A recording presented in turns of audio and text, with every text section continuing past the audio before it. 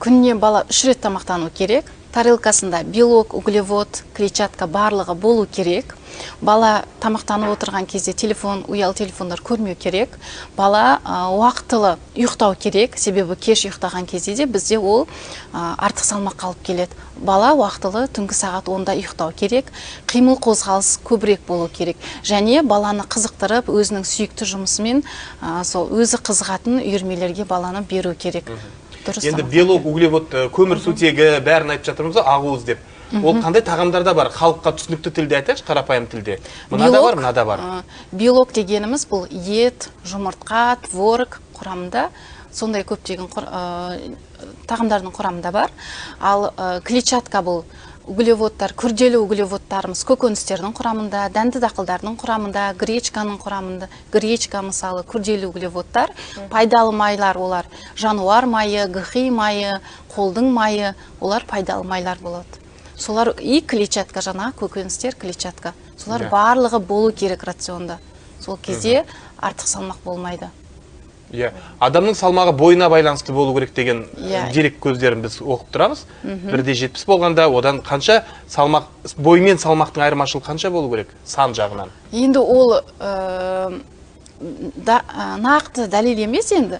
Мысалы, 50 килограмм болса, адам салмағы 50 килограмм, бойы 160 болуы мүмкін. Бұл қалыпты. 155, 160 қалыпты. Негізі килограммды бойдың квадратына санына бөлген кезде индекс масса тела анықталады, шығады. Сол индекс масса телаға қарап біз семіздікті қоямыз. Индекс масса тела 18-ден 24 аралығы бұл қалыпты, 25 пен 29-да 9-дың аралығы артық салмақ, 30-тан жоғары болса семіздік диагноз қойылады. Енді қорытындыласақ, сонымен дұрыс тамақтану керек. Бірінші. Гормоналды фон әсер етеді.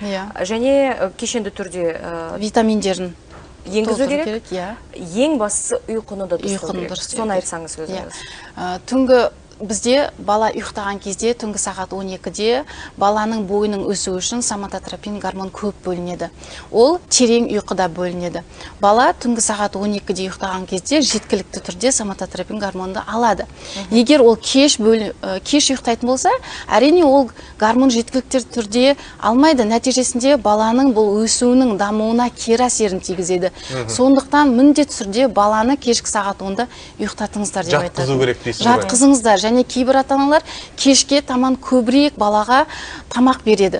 Біздің ас қорыту кешке жақын уже баяулайды. Таңертең активті болады, ал кешке жақын баяу болады. Мысалы, балаға тәтті берсеңіз де күннің алғашқы бөлігінде беру керек.